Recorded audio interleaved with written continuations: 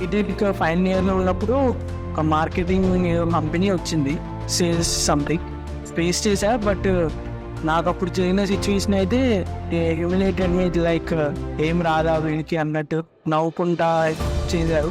ఏమి ఇస్తారు, నేను బీటెక్ 2023 కంప్లీట్ చేశా ఎలక్ట్రానిక్స్ అండ్ కమ్యూనికేషన్లో. మనకు టాపిక్ వచ్చేసి వచ్చిన తర్వాత కూడా ఈ జాబ్స్ పోతాయేమో అని ఒక టెన్షన్ ఉండే.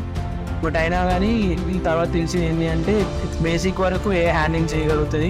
So at the end of the day ఈ developers are must and should for a company అని తెలుసు. మెయిన్గా ఈ కాలంలో అయితే ఎవ్రీవన్ ఈస్ టెలింగ్ 100% ప్లేస్మెంట్ అది ఇది అని.